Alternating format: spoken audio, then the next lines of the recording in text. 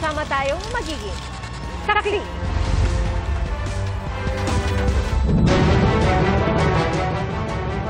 Bago sa saksi, patay ang rider ng isang ride-hailing app matapos magulungan ng dump truck sa Rojas Boulevard sa Maynila. Sugatan naman ang pasahero niyang dayuhan na nakatalon mula sa motorsiklo. Isinugod ang pasahero sa ospital at nasa kustudiya na ng pulisya ang driver ng dump truck na wala pang pahayag. Nagdulot ang disgrasya ng pagbigat sa daloy ng trapiko sa lugar. Mahigit 30 na ang nasawi sa mga sunog sa Metro Manila mula Enero ngayong unang linggo ng Fire Prevention Month. At kasama rito ang 4 na nasawi sa mga sunog sa Marikina at Maynila ngayong araw. At sa Davao City, 100 bahay ang nasunog. Saksi si Bernadette Reyes. Malaking apoy at maitim na usok ang sumalubong kanina umaga sa mga residente sa East Santos Avenue sa Barangay Concepcion 1 sa Marikina City.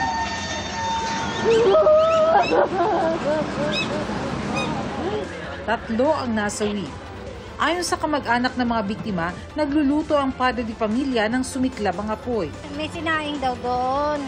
Ewan ko doon sa kapatid kong lalaki, nagluluto. Binalikan niya yung dalawang anak niya. Hindi na nakababa. Yung dalawang apo ko, tsaka yung tatay nun, tumalon doon sa kabilang bubong. Nanghingi pa ng saklolo ang mga biktima sa mga kapitbahay pero wala siguro na silang malabasan kasi yung bahay po kasi dikit-dikit po kasi talaga yung bahay po namin dyan. Wala na po makapasok eh. Kasi ang lakas po nung sunog. Nakita ko, nagliliyab na yung kapitbahay. Akala ko may nagluluto. Grabe naman lakas yung kalan. Ginawa ko, ginising ko na yung mga anak ko. Hindi ko alam yung pinanggalingan. Kung sa kalan, sa ventilador, hindi ko alam eh. Basta nakita ko lang, umaapoy na. Maya-maya, lumaki na yung apoy. tinatayang 8 bahay at 13 pamilya ang naapektuhan ng sunog dito sa Barangay Concepcion 1 ngayong araw. Hindi pa alam ang pinagmulan ng apoy pero may payo ang mga bumbero ngayong Fire Prevention Month. Sa ngayon po na mataas po ang ating heat index, pinapaalalahanan po natin ang ating mga kababayan na magdoble ingat kasi mainit po talaga and ang ating mga saksakan, lalong-lalo na mga electric fan, kapag hindi po natin siya ginagamit, siguraduhin po natin siya na nakabunot at ang mga ilaw natin ay siguraduhin na pag hindi ginagamit ay laging naka-switch off. Sa Tondo, Maynila, sunog din ang ikinasawi ng 83 anyos na lolang bedridden na. Yung nanay po niya, nasa itaas po, 83, hindi raw po makalakad. Bahagyang nasunog yung ibang bahay, more or less 4 na bahay ang nadamay. Estimate talaga, under investigation pa yan. Ayon sa datos ng GMA Integrated News Research, aabot sa mahigit 500 sunog ang naitala ngayong taon sa NCR mula January 1 hanggang March 6. Nilamon din ang apoy ang nasa 100 bahay sa Davao City. Dahil gawa sa light materials at dikit-dikit ang mga bahay, mabilis na kumalat ang apoy. Mga gamit po na mga kuwan po, mga sinina lang, tapos sinina lang. Ora po na mga kuwan, paspas kayo di makaya. Di makayang kalayo. Ayon sa BFP Davao, 3 residente ang sugatan. Patuloy namang inaalam ang sanhi ng sunog. Para sa GMA Integrated News, ako si Bernadette Reyes, ang inyong saksi. Arestado ang suspect sa serye ng pang-hold up sa mga convenience store at grocery sa Laguna. At sa isang tindahan, nagkumari pa siyang magpapadala ng pera gamit ang e-wallet. Saksi si John Consulta, exclusive.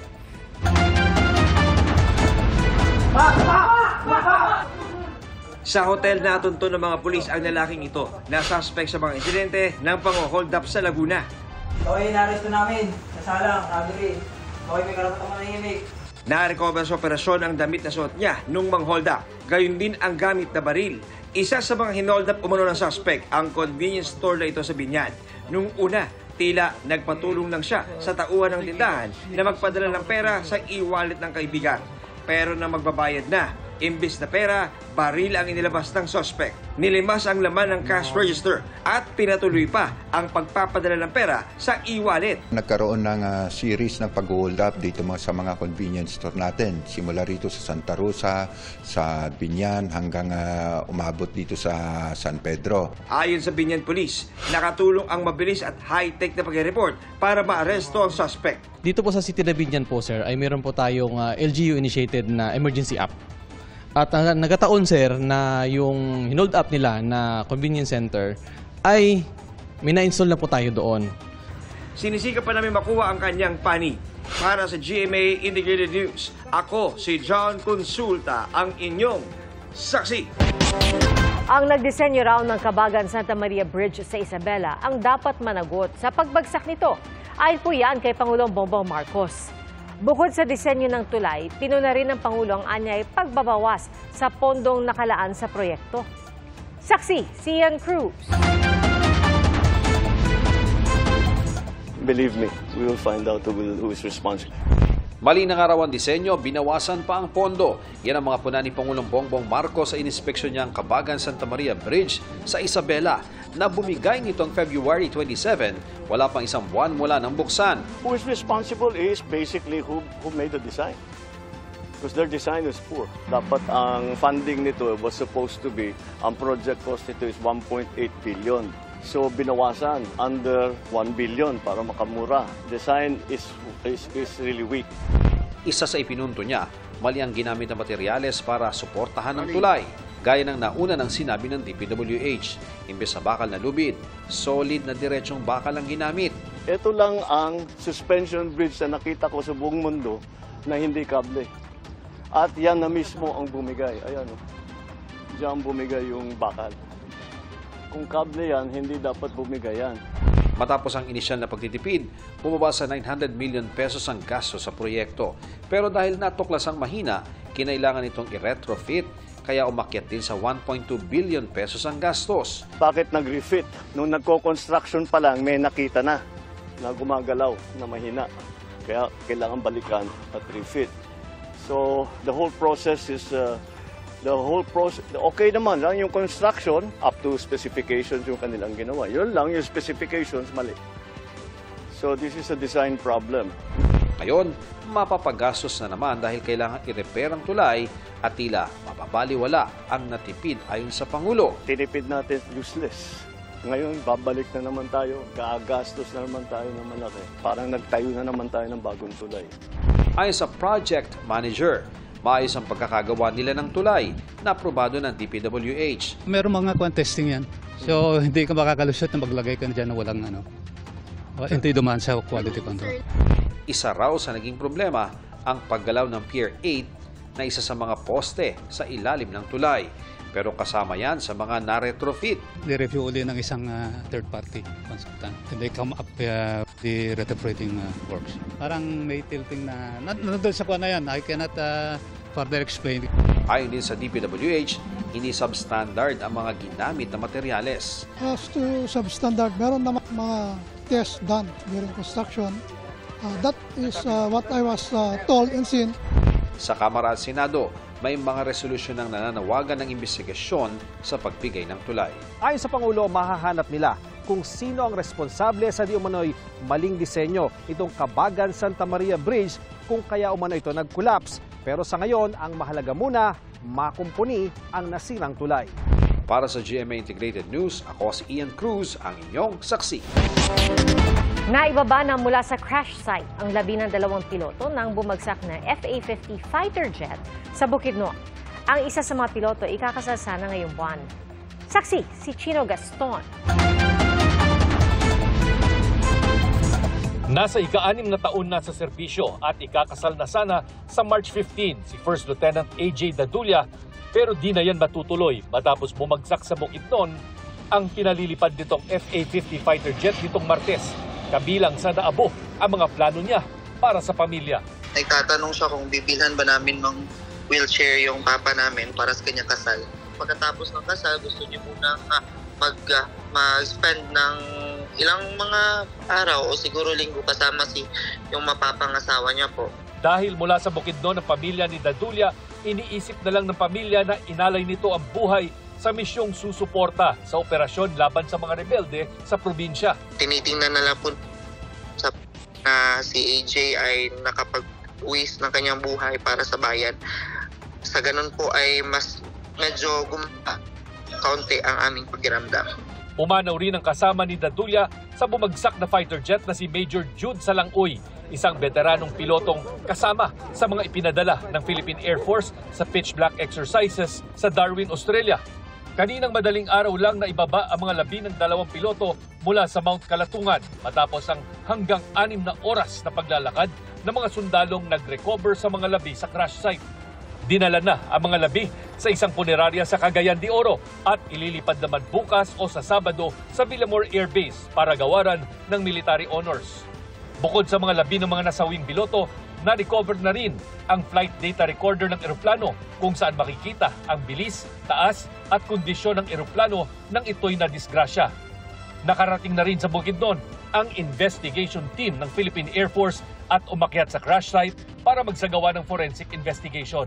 We're going to look at all angles. Yes, you've mentioned material factor, mechanical factors, about human factor. We're going to look at their medical records, their mental state records, and aside from that, environmental is also a factor. Hindi naman masabi ng Department of National Defense kung maapektuhan ng insidente ang planong pagbili ng karagdagang 12 pang F-A-50 fighter jet. It's too early to tell, and so far the F-A-50 has had a very good track record in its service. Para sa GMA Integrated News, ako si Chino Gaston, ang inyong saksi. Nagbitiw sa pwesto si Department of Information and Communications Technology Secretary Ivan John Uy. Tinanggap na ng Pangulo ang pagbibitiw ni Uy ayon sa palasyo. Wala pang binigay na opisyal na dahilan kung bakit nag-resign si Uy. Magtatalaga muna ng officer in charge habang wala pang ina-appoint na kapalit niya. Pinupunan pa namin ng pahayag si Uy. Taong 2022, itinalaga si Uy bilang unang kalihim ng DICT sa ilalim ng administrasyon ni Pangulong Bongbong Marcos. Inobserbahan ngayong Marso ang Rabies Awareness Month, kaya nanguna ang lokal na pamahalaan ng Quezon City sa pagsasagawa ng libreng pakapon at bakuna kontra rabies para sa mga fur baby. Saksi si Emil Sumangit. Libreng kapon, libreng microchip, at libreng bakuna kontra rabies. Sama-sama ang mga fur parents sa Quezon Memorial Circle kanina ngayong Rabies Awareness Month.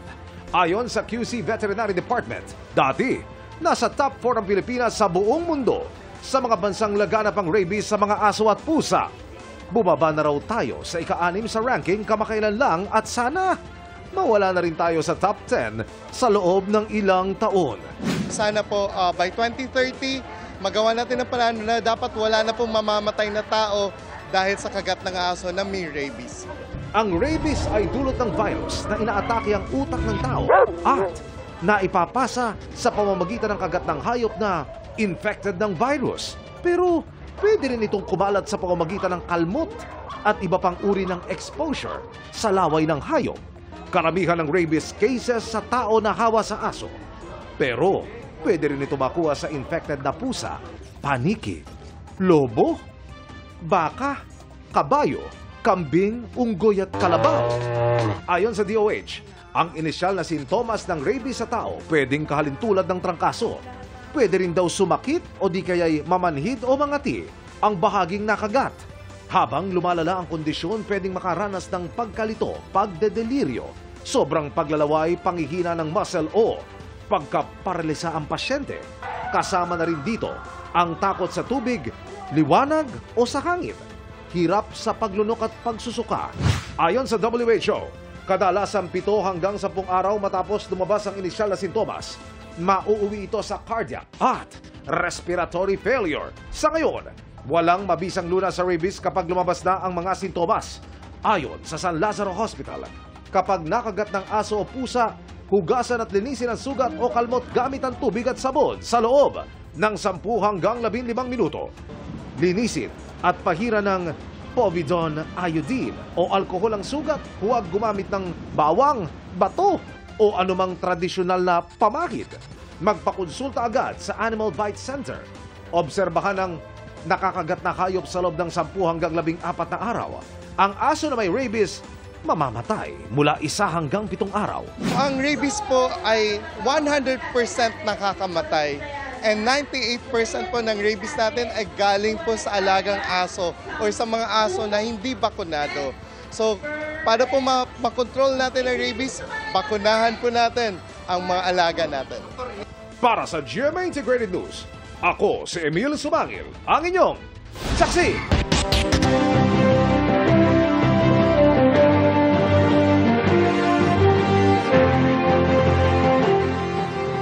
67 araw bago mag-eleksyon, kanya-kanyang paglilibot sa bansa, ang mga senatorial candidate, bit-bit ang kanilang mga advokasya. Ating saksihan. Nakiisa si Senator Bato de la Rosa sa pagdiriwang ng Indigenous People Day sa Tibuli, South Cotabato. Nagpaalala si Senator Bongo sa motorcade sa Pasay na unahin ang kalusugan sa gitna ng init ng panahon. Kasama niya si Willie Revillame na namahagi ng jacket at t-shirt sa mga naroon. Sa Iriga, Camarines Sur, kinilalang honorary chieftain ng katutubong AGTA si Senator Lito Lapid. Si Amira Lidasan nagprotesta sa DOJ para ipanawagan ang pagpapalaya ng political prisoners. Si Senator Amy Marcos nagpahayag ng suporta sa mga magsasaka sa pagtitipon sa Quezon. Sa Maynila, kinilala ni Lisa Masa ang ambag ng kababaihan sa pagbabago ng lipunan. Si Representative Arlene Rosas idiniin ang pagpapalakas sa boses ng kababaihan. Sa Davao de Oro, inihayag ni Manny Pacquiao ang kahalagahan ng pagkakaisa para sa pag-unlad. Sa Cavite, kinilala ni Ariel Querubin ang anyay kabayanihan ng security guards. Sa Antique, binigyang diin ni Danilo Ramos ang pagpapalakas ng local rice industry. Pinahalagahan naman ni Ronel Arambulo ang mga mangingisda sa Panay Island. Si Congresswoman Franz Castro binigyang diin ang kahalagahan ng kabataan ngayong eleksyon. Presyo ng bilihin ng tinalakay ni Senator Francis Tolentino sa mga tindera sa palengke ng Caloocan. Umento sa sahod at sapat na benepisyo ng barangay health workers ang ipinaglaban ni Aline Andamo sa Iloilo. Nag-motorcade rally si Senator Ramon Bong Revilla sa ilang bahagi sa Quezon. Sa Ortigas, nakiisa si Teddy Casino sa protesta para tutulan ng NLEX toll hike. Si Modi Floranda sinabing pasakit sa mga driver at commuter ang NLEX toll hike. Isinulong ni Senadora Pia Cayetano ang pagpapaunlad ng Cavite State University bilang Smart Campus. Patuloy naming sinusundan ang kampanya ng mga tumatakbong senador sa eleksyon 2025. Para sa GMA Integrated News, ako si Darlene Kai, ang inyong saksi.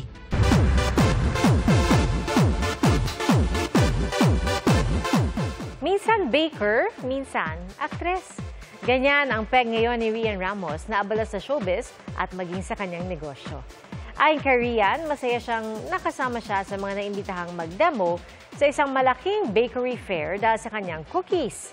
At dinadala pa raw niya ang kanyang cookies sa set ng Encantadia Chronicles Sangre para ibahagi sa buong cast at crew.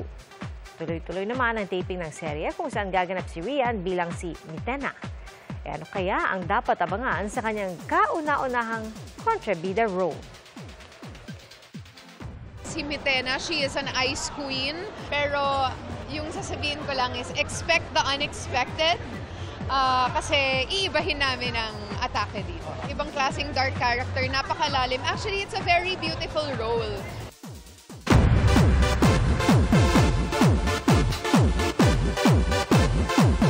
Mapapa Backstreet's Back All Right ka talaga dahil magbabalik Pilipinas si Nick Carter ng Backstreet Boys. Ngayong buwan na idaraos ang kanyang solo concert na Who I Am. At hindi pa man yan nag-uumpisa, all praises na agad si Nick sa kanyang Pinoy fans.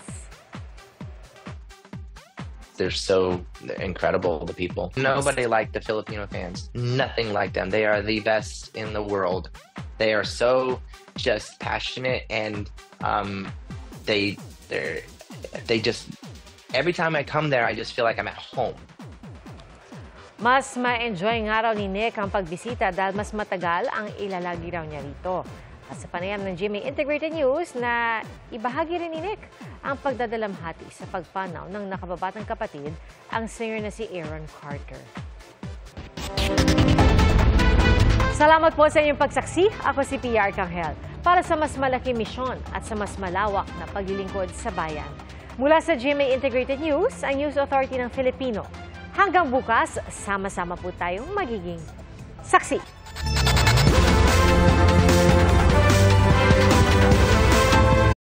Mga kapuso, maging una sa saksi. Mag-subscribe sa GMA Integrated News sa YouTube para sa iba't ibang balita.